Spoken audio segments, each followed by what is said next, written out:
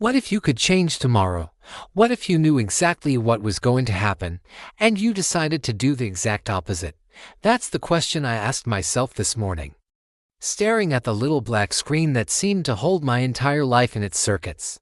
The phone, my so-called future predictor, had become a weird, digital oracle. It told me I'd spill coffee on my favorite shirt. I wore a different one. It said I'd miss the bus. I left 10 minutes early and caught it with time to spare. Each prediction, a challenge. Each successful defiance, a small victory against, what, fate? A really clever algorithm. I still wasn't sure. But today's prediction felt different. It wasn't about coffee stains or public transport. It was personal. It was about something I genuinely couldn't afford to lose. I woke up, did my usual routine, and then I checked the phone. The notification was already there, glowing ominously on the lock screen. I tapped it, my heart doing a little drum roll. The words were simple, direct, and chilling. You will lose your wallet at 6:40 p.m. My stomach dropped. Not my wallet. It had everything in it: my ID, my credit cards, the last bit of cash I had until payday. Losing it would be a complete disaster. My mind started racing. How, where? The prediction offered no details, just the what and the when. Would it be pickpocketed on the subway? Would I leave it on a counter at a store? The possibilities were endless, and each one made me more anxious. The easiest way to lose something is to take it out with you, so the solution seemed obvious, right? Don't go out. If I stay home, and my wallet stays home, it can't get lost. It's foolproof. I can't lose what's sitting safely on my kitchen counter, so that was the plan.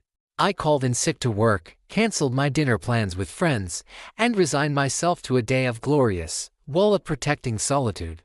The day crawled by. I binge-watched 3 seasons of a show I'd already seen.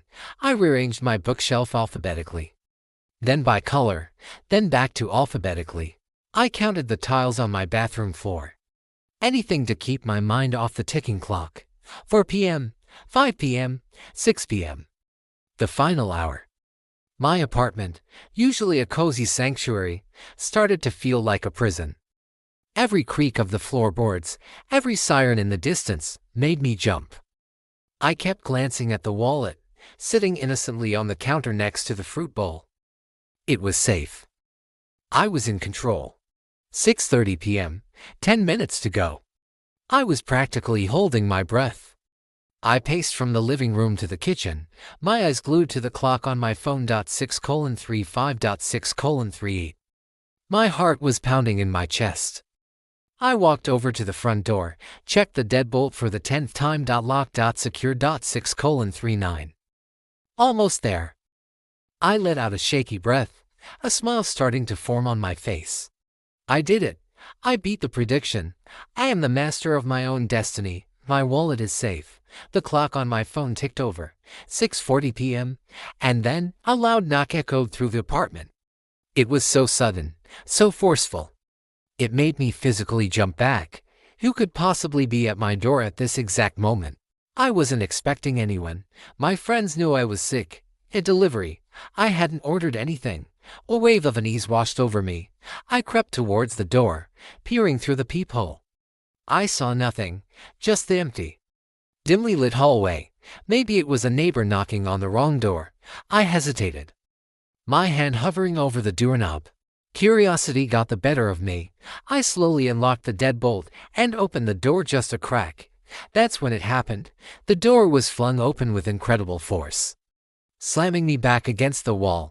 A figure dressed in all black, face obscured by a hoodie, burst into my apartment. It was a blur of motion. I was too stunned to even scream.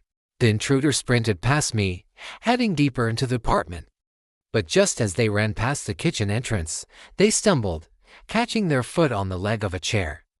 They sprawled forward, and something flew out of their hand, skittering across the floor. The thief scrambled back to their feet and, without a second glance, bolted back out the open door and disappeared down the hallway. The entire event couldn't have lasted more than 5 seconds. I stood there, trembling, my mind trying to process the sheer chaos. My apartment was ransacked. No, nothing was touched. They didn't take anything. My eyes scanned the floor, and that's when I saw it. Lying near the kitchen counter, right where the intruder had stumbled, was an object. It was brown leather. Familiar. It was my wallet.